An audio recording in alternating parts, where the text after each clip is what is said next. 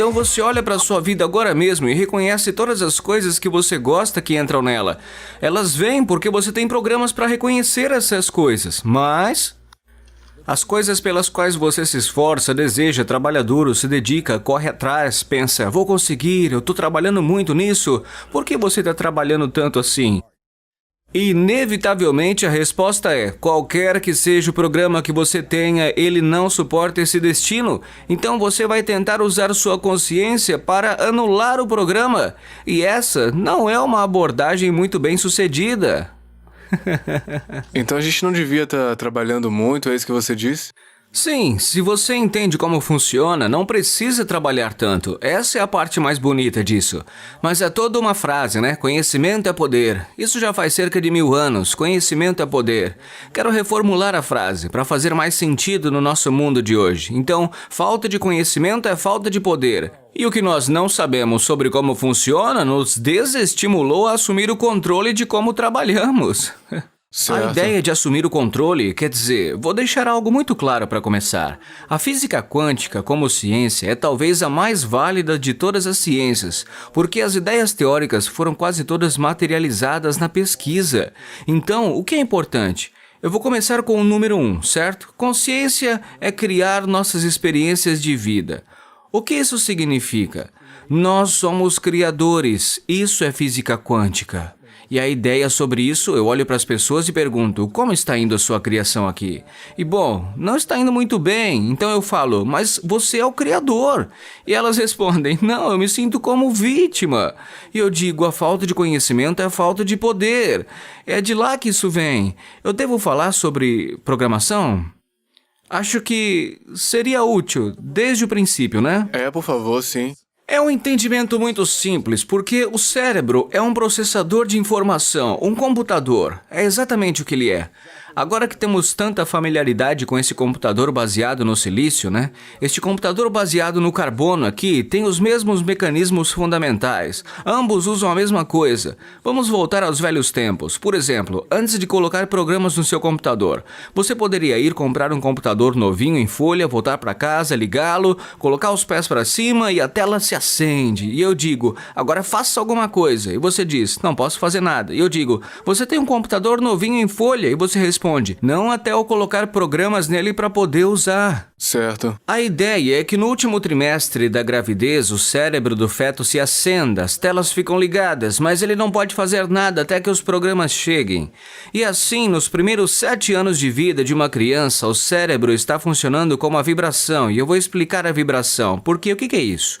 Você coloca fios na cabeça de uma pessoa, o que é chamado de eletroencefalograma, e assim você pode ler o funcionamento do cérebro, mas as funções estão em frequências de vibração, sabe? A frequência mais baixa é delta, ou seja, o sono. A mais alta é chamada gama, que é o pico de desempenho. A que estamos quase sempre é a beta, que é você pensar na sala de aula, focar a consciência. Quando você vai para casa à noite, a partir desse processo de pensamento beta, você relaxa e as vibrações diminuem um pouco mais, então você está em alfa, que é a consciência calma. Depois, no momento em que você acaba de dormir, você apaga. Seu cérebro está agora em uma vibração mais baixa, chamada teta. Bem, a vida de uma criança está no teta durante os primeiros 7 anos. E eu pergunto, então, o que isso representa? Teta é hipnose. E por que o cérebro da criança deveria estar em hipnose? A resposta é, foi assim que ele conseguiu os programas. Ele apenas observa. Seu pai, sua mãe, observa sua família, sua comunidade. Você está observando eles com uma câmera de vídeo e qualquer que seja o comportamento que eles estiverem demonstrando, você está baixando esse tipo de comportamento. Por quê? Você quer ser um membro da sua família, da sua comunidade, tem que seguir as regras. Então, quais são as regras? Você observa, faz download. Infelizmente, não existe nenhum dispositivo de filtragem, né, que mostra o que é bom e o que é ruim. Certo. Não tem um filtro digital para dizer o que é bom ou ruim, está sendo baixado. E por que estamos baixando esses comportamentos? A resposta é que você precisa dos comportamentos fundamentais para ser um membro da família, da comunidade. Esses são os programas e você copia pessoas. Eu digo, bem, certo, então seu subconsciente é como um disco rígido de computador. Tem programas dentro dele. O subconsciente é isso. E muitas pessoas pensam, oh, esse mal que vem do subconsciente. E eu digo, o subconsciente é só um disco. Ele é mau? Você sabe que não é Não. só um dispositivo. Absorve um programa. informações. É. Sim, mas os programas que você coloca lá podem ser bons ou ruins, é isso. Eu vou te dar um bom exemplo de programa. Quando você aprendeu a andar? Antes de ter 2 anos de idade. Eu digo para a maioria das pessoas, elas podem ter 102 anos de idade e ainda estão andando com o mesmo programa. Esses programas que entram são bastante fundamentais. Eles podem nos acompanhar até o fim da vida. Agora, é claro, como eu disse, não é filtrado. Cerca de 60% dos comportamentos dos programas baixados que estão nesse subconsciente são incapacitantes, são autossabotadores que a gente adquire. 60%? 60, mais da metade.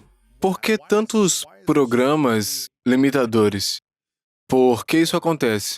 Por que não temos programas que são mais positivos, numa porcentagem maior? Porque a programação veio de pessoas que sabem que é assim que se toma poder dos outros. Se eu programo você, tenho poder sobre você. E os primeiros poderes vieram simplesmente disso. Nossa espécie é a única espécie que sabe que vai morrer. Nenhuma outra criatura sabe que vai morrer. E isso é o tipo de estresse. A gente fala, oh meu Deus, a minha vida vai acabar. E isso assusta muitas pessoas. E tudo isso é medo de morrer. E o medo é quando você procura alguém que te ajuda a superá-lo. Se você está com medo, você não procura a si mesmo. Você é uma vítima. Então você vai procurar alguém que possa te ajudar a se livrar desse problema que você está enxergando. Eu sinto que muita gente está sobrecarregada, está estressada, ansiosa, estão sempre assim quando o tema é dinheiro. 100%. E não entendem, não têm suficiente, não sabem administrar, não querem perder, tudo isso. Quais são, na sua opinião, as diferentes crenças entre alguém rico e que tem abundância de grana e alguém que está financeiramente pobre e que tem dificuldades com o dinheiro? Este é o tema de um livro muito importante chamado Pai Rico, Pai Pobre, do Robert Kiyosaki. E volta a tudo o que eu disse. É da programação dos primeiros 7 anos da sua vida que você vai dirigir a sua vida. O programa que está observando as outras pessoas. Se o pai estava bem para conseguir dinheiro, então você inconscientemente baixou o comportamento para manifestar o que ele estava manifestando. Mas se você vem de uma família pobre que só fala de dificuldades, sobre não conseguir as coisas, sobre o quão a vida é difícil, problemas e blá blá blá, você baixou tudo isso. E a maioria de nós não vem de uma família rica, não é? Certo. Isso significa que a maioria de nós está preocupada com coisas como: e se eu não tiver dinheiro? Não vou ter assistência médica? Não vou ter comida? Onde eu vou dormir? O sem-teto, de onde eles vêm? Então, o significado de tudo isso é que se você está preocupado com o dinheiro, você está preocupado com o fato de que sua programação diz que você não tem sucesso, que você não vai conseguir. Isto é uma corrida de ratos. Essa é a teoria darwiniana, que nos ferrou muito porque ela é falsa. É uma luta pela sobrevivência baseada na competição de vencedores e perdedores. Essa não é a força motriz da evolução. Na verdade, é a força motriz oposta em 180 graus. Eu vou dar um exemplo simples. Um jardim não é um campo de batalha. Por definição, um jardim precisa da cooperação de todos. Então entramos no jardim, evoluímos e depois adivinha o quê? Nós o transformamos em um campo de batalha. E adivinha, agora estamos diante de uma extinção porque estamos destruindo o ecossistema que nos abastece. A questão era essa: o campo de batalha nunca foi construído no sistema, ele foi adquirido. As pessoas buscavam poder umas sobre as outras e isso começou com a força. O primeiro poder é a força. Você não quer fazer do meu jeito, mas mesmo assim você faz, forçado. Esse foi o primeiro poder que apareceu.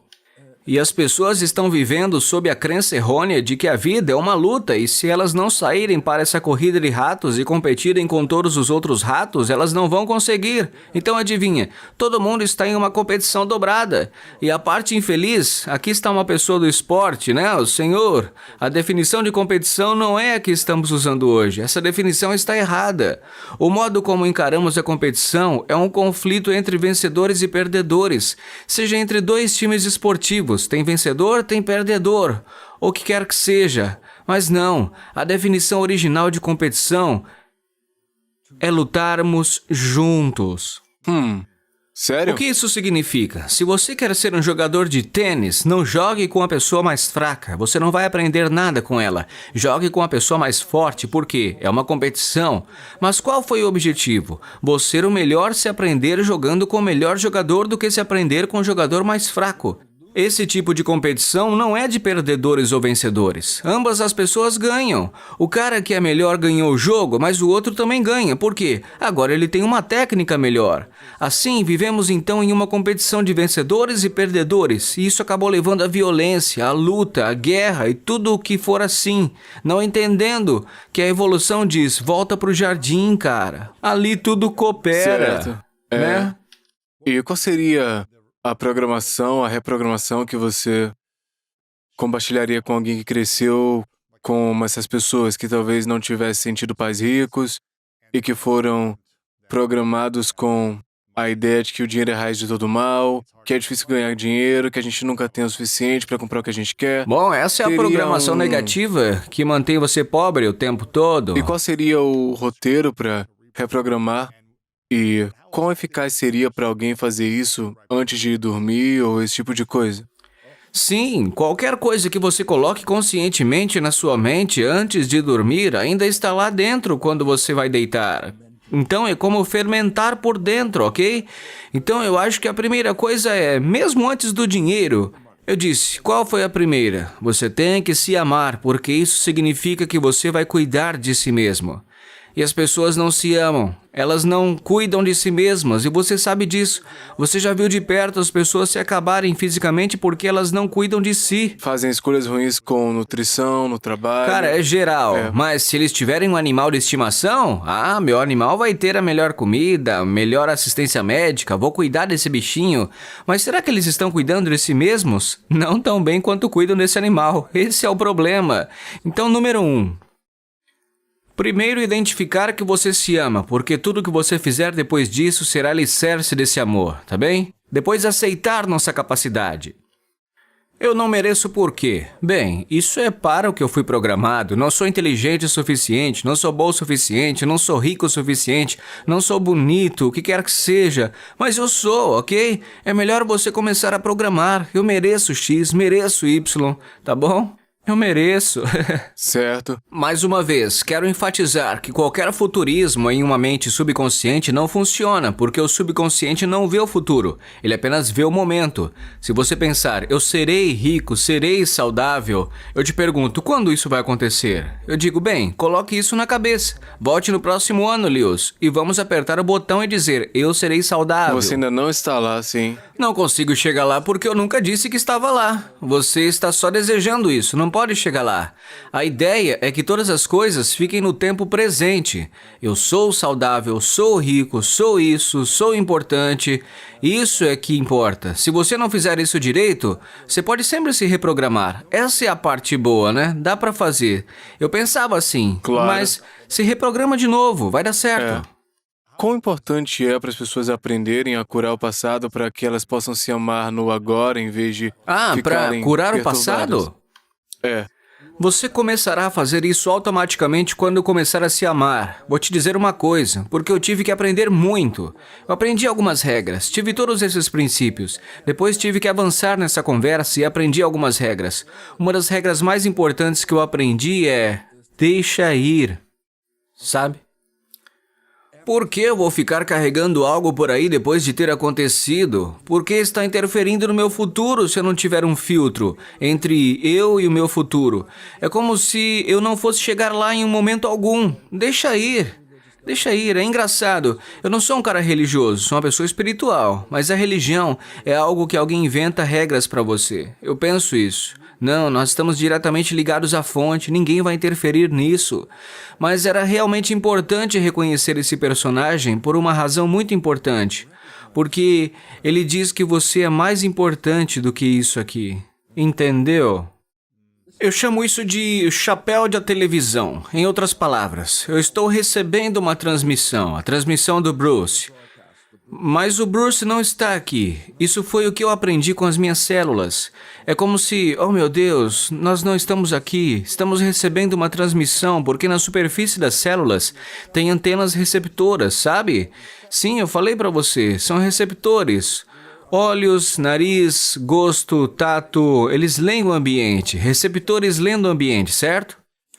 Bom, existe um conjunto único de receptores que cada indivíduo tem. Duas pessoas não podem ter o mesmo conjunto desses receptores, que são chamados autorreceptores. E assim, cada pessoa tem um conjunto de antenas, mas elas são diferentes. Não existem duas pessoas que compartilhem o mesmo conjunto. Quando você coloca suas células ou um órgão no corpo de outra pessoa, seu sistema imunológico olha para essas antenas e fala, isso não é nosso. E depois elimina essas células. Isso é o que o sistema imunológico vai fazer, certo? Bom, eu estou no meio de tudo isso, entre os receptores, como tudo está funcionando, e de repente eu percebo, ei, espera um minuto, a diferença entre nós é apenas um conjunto de receptores. Se eu olho para a sua célula hepática e depois olho para a minha célula hepática, 99% eles estão fazendo exatamente a mesma coisa. Mas você tem os receptores Lewis e eu tenho os receptores Bruce. Sim, receptores são antenas. E sim, eles estão na parte externa da superfície da célula. E de onde você acha que o sinal está vindo para esses receptores? Não por dentro, mas por fora. E eu penso, meu Deus! Cada um de nós está recebendo uma transmissão diferente, uma frequência em algum lugar do ambiente. No termo física quântica, falamos de campos de energia. É sobre isso que eles falam. Em termos espirituais, falamos de espírito. O que é? Um campo energético. Bem, este foi o momento de transição da minha vida, sabe? A primeira coisa que eu disse foi, meu Deus, eu não estou aqui. Eu sou a transmissão do que está sendo captado aqui. Eu não estou aqui. É aí que está a analogia. Este é um aparelho de TV que você está assistindo, Lewis. Está transmitindo o programa Bruce agora mesmo. E quando você está vendo uma TV e ela para de funcionar, você fala, essa TV está quebrada. E eu digo, sim, não está mais funcionando. Agora a pergunta é, a transmissão ainda está lá depois que a TV quebrou? E a resposta é, claro que está. Como você sabe? Ué, pega outra TV, coloca no mesmo canal, você consegue assistir a transmissão novamente. E exatamente isso, nós não estamos aqui, estamos recebendo uma transmissão, mas não existem duas iguais. Ou seja, a transmissão está aqui, esteja você aqui ou não. Porque eu era zero espiritual, sabe? Zero. Bruce tinha zero espiritualidade até ver isto. Então ele disse, meu Deus, minha identidade não está construída. Minha identidade é uma transmissão. Isso significa que se a minha televisão quebrar, minha televisão parar de funcionar, minha transmissão ainda está lá e pode ser captada por outro embrião com o mesmo conjunto de antenas. Mas se acontecer de novo, eu vou estar de volta. E de repente é como se todas essas coisas místicas tivessem começado a acontecer. Meu Deus, isso é real. E mais importante, perdi o medo da morte. Instantaneamente. Acabei de dizer, isto não é espiritualidade, isto é um mecanismo de espiritualidade. Eu vou, portanto, se eu morrer, ainda estou aqui como espírito. É como o medo da morte, que é o medo número 1. Começamos com o medo número 1, que todas as pessoas têm, porque só os humanos sabem que vão morrer. E então compramos histórias de religião e pagamos por essas histórias. E eles lhe disseram o que você pode e o que não pode fazer, um monte de porcaria, na verdade. Quer saber? Há coisas boas para aprender, mas também não há. Eles tiram o poder, te dão algo e depois tiram o poder. Então veio a mim a grande história. De repente, quando percebi, meu Deus, que sou uma transmissão em um aparelho de televisão, e eu disse assim, para mim mesmo, por que um corpo? Por que não é só espírito? Minhas células perguntaram, tá pronto? Se você for só um espírito, qual será o sabor do chocolate? Isso é muito profundo. Você tem que dar mais 5 minutos para processar isso ali dentro e terminar com ele. E a razão é esta, nossas percepções de nossas experiências físicas, qualquer coisa da visão, cheiro, som, tato, gosto, amor, é um sentimento. Isso é fisiologia. O corpo está traduzindo o ambiente em sensações que são transmitidas de volta à fonte. Então, eu vim aqui para experimentar? E eu digo, sim, mas eu também vim aqui porque posso me mover e criar. Então, de repente, o grande boom, sabe, me acertou em cheio a cabeça, assim, Lewis. Eu me pergunto, o que foi isso? Eu disse, oh meu Deus, as pessoas pensam que você morre e vai para o céu. E eu disse, não, você nasceu para o céu. Por quê? Qual é a sua visão do céu? Bem, você é o Criador. Manifeste isso. Meu Deus, nós podemos manifestar o céu. Eu digo, as pessoas se apaixonam, elas de repente sentem, isso é o paraíso, isso realmente é fantástico. E eu falo, olha, você manifestou. E de repente eu percebo, meu Deus, as pessoas estão tão perdidas, pensando, será que eu vou ficar bem? Vou para o céu quando eu morrer? E eu respondo, não, eu acho que vocês vão sentir falta disso, pessoal. Este é o paraíso. Se você entende como sair do programa, você se torna um manifestante do programa. Então o céu é um modo de vida aqui mesmo, agora mesmo, para todos. Para mim, consciência é conhecimento. Consciência é prestar atenção, perceber. Então, 95% do que somos aos 35 anos é um conjunto de programas automáticos inconscientes que praticamos tantas vezes que não estamos pensando conscientemente neles.